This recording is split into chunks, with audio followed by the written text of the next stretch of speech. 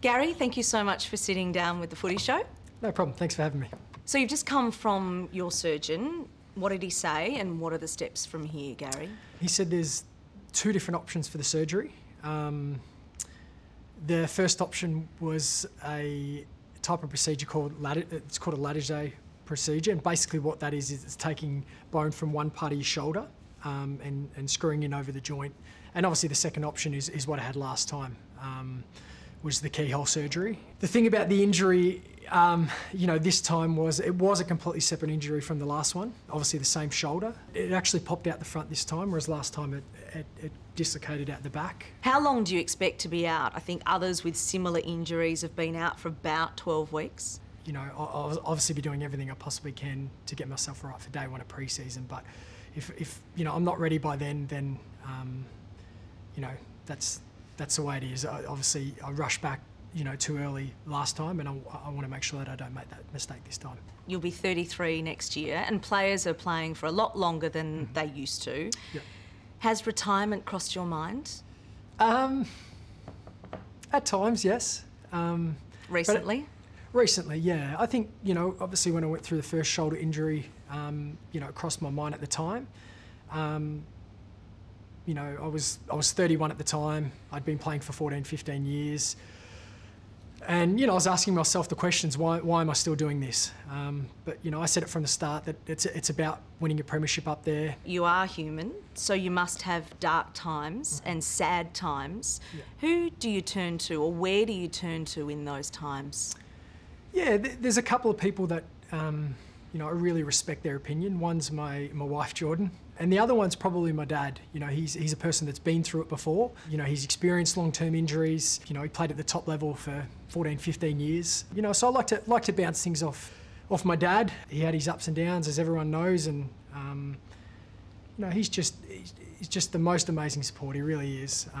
Someone that I know I can pick up the phone whenever I'm struggling with something or I need some advice on something, not just as a footballer, but as a person as well. And, I think, if you surround yourself with the right people, then, it makes things a whole lot easier. Silly, random question. But if you did have a boy, all the Geelong boys have had boys, so you're going to have a boy. I'm not calling him Gary. Are you going to call him Gary? No chance. Not at all? No chance. Could it be Gary Junior? Gary the Third? Gary the Third. It's got a nice ring to it. Definitely not happening. Definitely not. Okay, we've ruled that out. People do love a bit of romance in footy. If the Cats and the Suns came to a deal and it looked good for you and it looked good for the Cats and it looked good for the Suns, would you consider going back to where it all began and finishing your career at the Geelong Cats?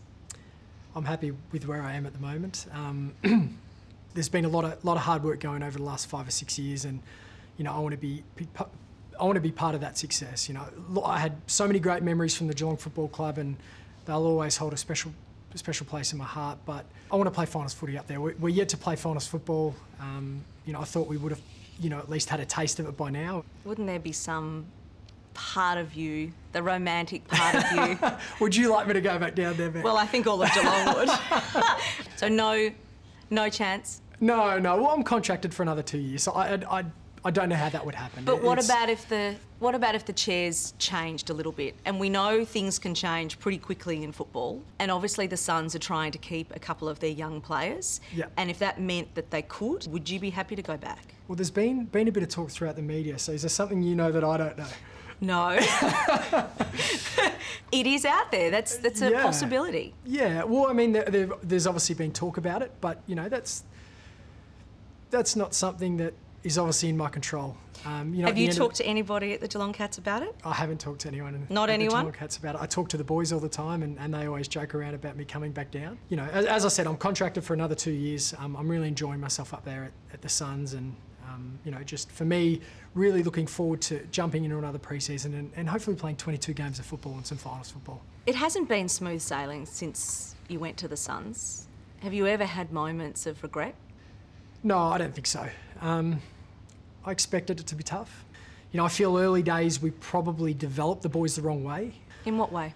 In terms of what we were teaching them on the training track and on the footy field. I think if you look at all the good sides, Hawthorn, Geelong, the teams that had success over a long period of time, they do the basics of football well. And I don't think we were training the right drills early days. In the first year, was having an inexperienced coach in Guy McKenna, was that the wrong choice for coach? Look, I don't think I'm in any position to comment on that. I think, you know... But you've talked about how you started, and you think that the guys were being taught the wrong things from the outset. So you must have an opinion on Guy. I think, you know, Guy had his strengths and he had his weaknesses, just like any other coach. You know, I think he did a fantastic job, you know, at developing a young list in other areas. You know, I guess looking back, you know, there was probably some things that we could have done better. Last year, your captaincy was questioned.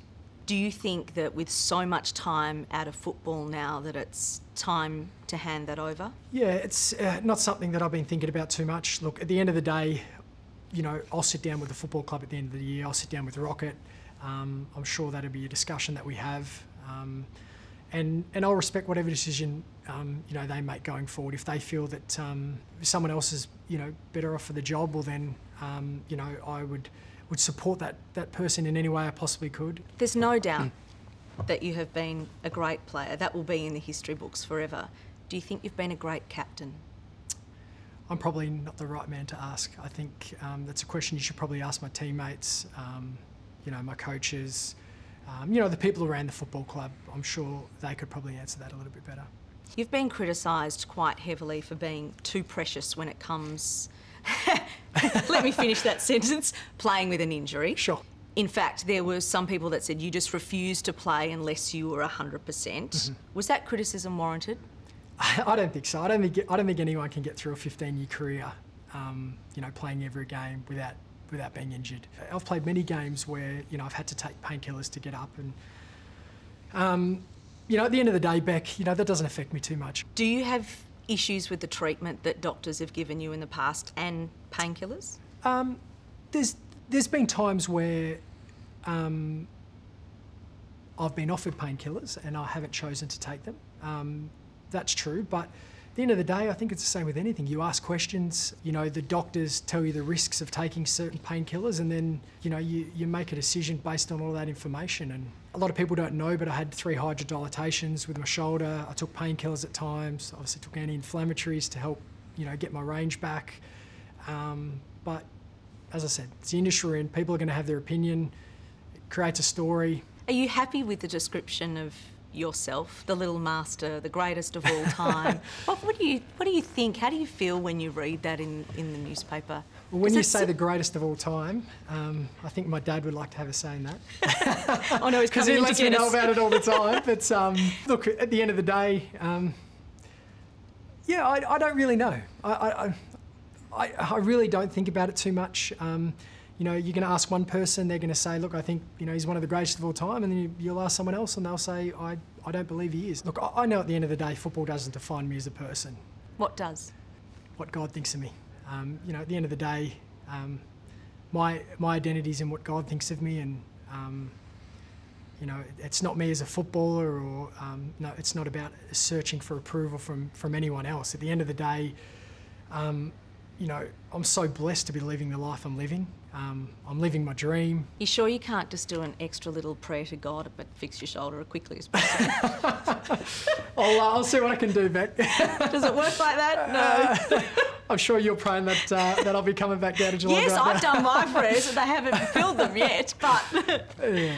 Okay, thank you so much for sitting sitting down with us and chatting. No it's problem. been absolutely fascinating. Cut it up so that I make sense. That'd be great. We can manage that. We can manage that. Yeah.